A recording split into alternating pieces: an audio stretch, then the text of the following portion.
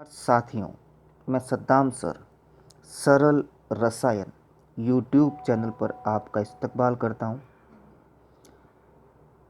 हमने अपने अभी तक के वीडियो में ठोस अवस्था अध्याय पूरा पढ़ लिया है। आज का जो हमारा अध्याय है वो है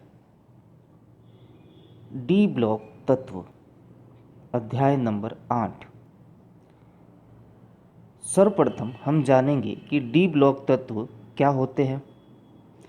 वे तत्व जिनमें अंतिम इलेक्ट्रॉन डी उपकोष या n-1 डी उपकोष में प्रवेश करे डी ब्लॉक तत्व कहलाते हैं।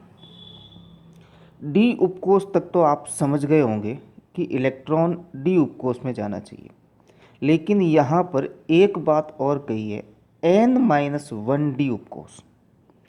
n-1 डी उपकोष को समझने के लिए हमें ये ज्ञात होना चाहिए कि डी उपकोष का प्रारंभ तीसरे कोष से यानी 3D से होता है। अर्थात यहाँ पर हम कह सकते हैं कि n-1 डी से तात्पर्य यहाँ पर है कि बाह्यतम कोष से एक कोष कम में इलेक्ट्रॉन भरा जाएगा। अर्थात यदि मेरे पास 4s बाह्यतम कोष है तो जो D होगा वो 3D होगा। 5s बाह्यतम कोष है तो 4D होगा। 6s बाह्यतम कोष है तो 5D में इलेक्ट्रॉन भरा जाएगा। यानी कि अंदर वाले एक कोष के अंदर जो D ऑर्बिटल यानी कि D कक्षक उपस्थित है उनमें इलेक्ट्रॉन भरा जाता है। तो ये होता है n-1 डी। एक बार फिर से बताना चाहूँ, बाह्यतम कोष यदि 4s है तो D जो होगा वो 3D होगा। बाह्यतम कोष यदि 5s है तो 4D होगा। इसी प्रकार से आगे क्रम चलता रहेगा। अब दूसरी बात करें तो दूसरा पॉइंट जो मैं कहना चाहूँगा, आपने आवर्त सारणी देखी होगी, S ब्लॉक, P ब्लॉक और बीच में जो है D ब्लॉक उपस्थित होते हैं। अतः मैं ये कह सकता हूँ कि डी ब्लॉक तत्व आवर्त सारणी के मध्य में उपस्थित होते हैं। ये डी ब्लॉक तत्व जो है 10 वर्गों में तथा 4 श्रेणियों के अंदर विभाजित होते हैं। अब एक इम्पोर्टेंट पॉइंट है जिस पर कई बार बोर्ड ने क्वेश्चन पूछा गया है कि डी ब्लॉक तत्वों को संक्रमण तत्व भी कहते हैं। अब इन्हें संक्रमण तत्व क्यों कहते हैं, इसका मुख्य कारण ये है, पहली बात तो वही कहना चाहूँगा कि ये S तथा P के मध्य उपस्थित है, यानी कि S तथा P के बीच में संक्रमण का कार्य कर रहे हैं। इस कारण से इन्हें संक्रमण तत्व कहते हैं। और दूसरी बात यहाँ पे ये कहूँगा कि इनमें अपूर्ण डी कक्षक होना चाहिए, यानी जिन तत्वों के अंदर या जिन डी ब्लॉक तत्वों में अपूर्ण डी कक्षक होगा वे संक्रमण तत्व कहलाएंगे। तो एक बात ध्यानत्व है कि जिनमें भी डी कोष पूर्णतया भरा हुआ है वे संक्रमण तत्व नहीं होते हैं। तो यहाँ पर अपवाद स्वरूप मैं कहना चाहूँगा जिंक, कैडमियम तथा मरकरी संक्रमण तत्व नहीं है, क्योंकि इनका डी उपकोष पूर्णतया भरा होता है।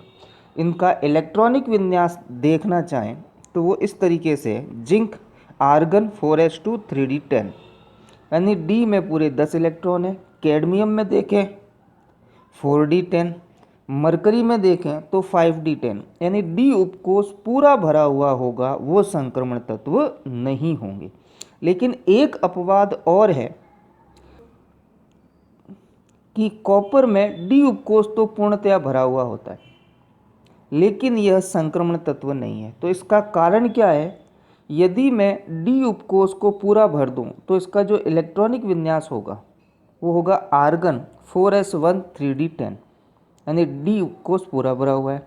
लेकिन प्रकृति के अंदर Cu जो है Cu+2 के रूप में, Cu+2 आयन के रूप में पाया जाता है, और आयन के रूप में पाया जाएगा। इस कारण से इसके 2 इलेक्ट्रॉन बाहर निकल जाएंगे, और 2 इलेक्ट्रॉन बाहर निकल जाने के कारण इसका 3d9 इलेक्ट्रॉनिक विन्यास होगा, इस कारण से इसे संक्रमण तत्व में रखा गया।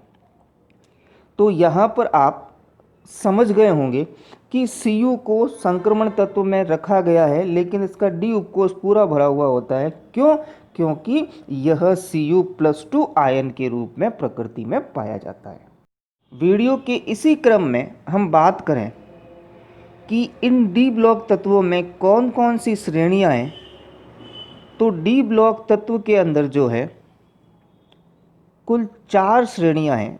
4 श्रेणियों में से प्रथम श्रेणी का जो नाम है वो है प्रथम संक्रमण श्रेणी, या इसे बोलते हैं 3D श्रेणी या 3D सीरीज, क्योंकि इनमें अंतिम इलेक्ट्रॉन D उपकोष में प्रवेश करता है। अब प्रथम संक्रमण श्रेणी में कौन कौन से तत्व उपस्थित है उनकी बात करें तो हमारे पास है scandium, titanium, vanadium, chromium, manganese, iron, cobalt, निकल, कॉपर और जिंक। साथ ही साथ मैंने इनके परमाणु क्रमांक भी लिख दिए हैं। स्कैंडियम का 21, टाइटेनियम का 22, वेनेडियम का 23, क्रोमियम का 24, मैग्नीज का 25, आयरन का 26, कोबाल्ट का 27, निकल का 28, कॉपर का 29 और जिंक का 30। तो ये तो हमारे तत्व थे। अब इनको याद करने की ट्रिक जो है वो मैं इस तरीके से कहूँगा, शक्तिवान करे मना, फिर कौन निकाले कुएं में से जान। शक्तिवान करे मना, फिर कौन निकाले कुएं में से जान। इस लाइन को आप 8 से 10 बार बोल लीजिएगा, आपको खुद ब खुद ये तत्व जो है याद हो जाएंगे। इसी तरीके से नेक्स्ट जो दूसरी संक्रमण श्रेणी है वो है सेकंड या द्वितीय संक्रमण श्रेणी, या इसको बोलते हैं 4D सीरीज। इनमें अंतिम इलेक्ट्रॉन जो है 4D उपकोष में प्रवेश करता है। अब बात करें इनके तत्वों के बारे में तो कौन कौन से हैं। Yttrium, zirconium, niobium, molybdenum, technetium, ruthenium, rhodium, palladium, argentum और कैडमियम। अब इसको किस तरीके से हम याद करेंगे। यारी जरा निभा मौत तक, रुकावट राह में पड़े तो आग में कूद जा।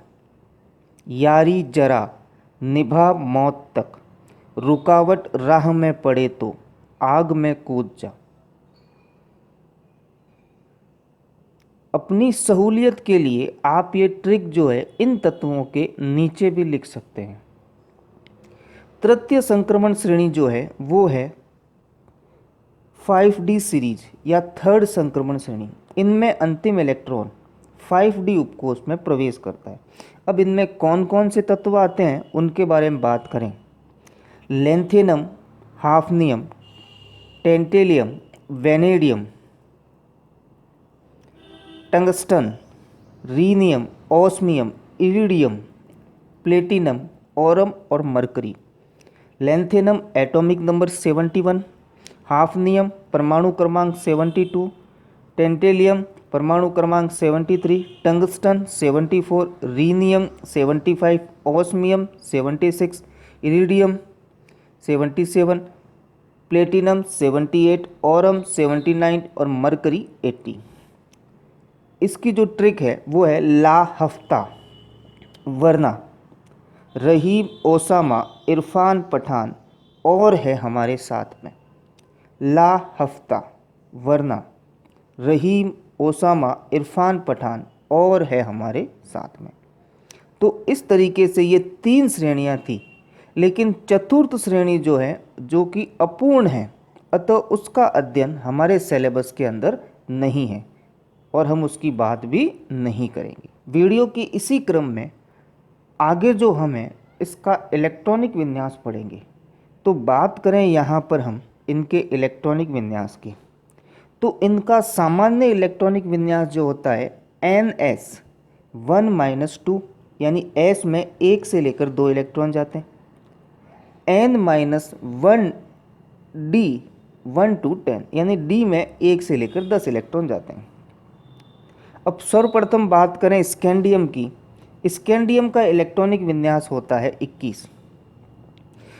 अब जैसे ही इसका इलेक्ट्रॉनिक विन्यास लिखते हैं तो इसमें या तो हम कर सकते हैं 1s2 2s2 2p6 3s2 3p6 4s2 3d10, या तो इस तरीके से करें, या हम सीधा ही किसी अक्रिय गैस को लिखें।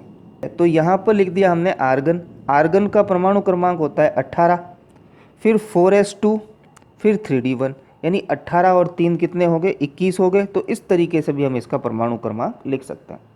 दूसरा हमारे पास है टाइटेनियम। तो हमने क्या किया है, सिर्फ डी उपकोष में एक इलेक्ट्रॉन बढ़ाया है। इसी तरीके से तीसरा हमारे पास जो है वेनेडियम, इसमें भी हमने एक इलेक्ट्रॉन बढ़ाया है।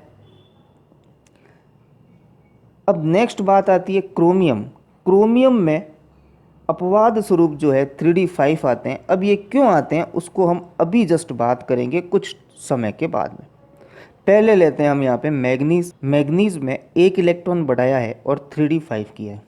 इसी तरीके से आयरन में भी डी में एक इलेक्ट्रॉन बढ़ाया है। कोबाल्ट में भी 3d7, निकल में 3d8, कॉपर में फिर वही अपवाद स्वरूप जिसकी बात हम बाद में करेंगे। इसी तरीके से जिंक देखा जाए तो आर्गन 4s2 और 3d10 होगा। अब यहाँ पर अपवाद की बात करते हैं। क्रोमियम और कॉपर में इलेक्ट्रॉनिक विन्यास परमाणु क्रमांक के अनुसार क्या होना चाहिए था, 1s2 2s2 2p6 3s2 3p6 4s2 3d4। लेकिन इसमें ऐसा नहीं होता है। ऐसा क्यों नहीं होता है, क्योंकि पूर्ण पूरित और अर्धपूरित कक्षकों का स्थायित्व अधिक होता है अपूरित कक्षक से। यानी कोई कक्षक पूरा भरा हुआ है या आधा भरा हुआ है तो उसका स्थायित्व ज़्यादा होगा किससे, अपूरित कक्षकों से।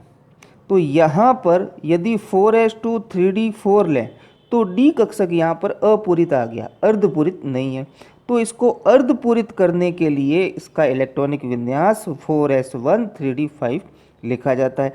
अर्थात 4s से एक इलेक्ट्रॉन कूद करके 3d में चला आता है, और 3d में पहले से ही 4 इलेक्ट्रॉन थे और एक इलेक्ट्रॉन आने के कारण वो 3d5 हो गया और दोनों ही कक्षक अर्धपूरित हो गए। और अर्धपूरित होने के कारण ये ज़्यादा स्थायी है। इस कारण से क्रोमियम का इलेक्ट्रॉनिक विन्यास 4s1 3d5 होता है। इसी तरीके से कॉपर में देखा जाए तो बाह्यतम कोष में 4s2 3d9 है, तो ये भी अपूरित है। तो इसमें यदि एक इलेक्ट्रॉन जोड़ दिया जाए तो ये पूर्ण पूरित हो जाएगा और इसका स्थायित्व बढ़ जाएगा। इस कारण से 4s में से एक इलेक्ट्रॉन 3d उपकोष में प्रवेश कर जाता है और बना देता है 3d10 और ये स्थायी हो जाता है। तो कुल मिलाकर मैं यहाँ पे कहना चाहूँ कि यहाँ पर कक्षकों के स्थायित्व के कारण जो है इलेक्ट्रॉनिक विन्यास में परिवर्तन होता है, और क्रोमियम का परमाणु क्रमांक के अनुसार इलेक्ट्रॉनिक विन्यास लिखें तो वो जो है वो गलत होगा। आज के लिए इतना ही, धन्यवाद।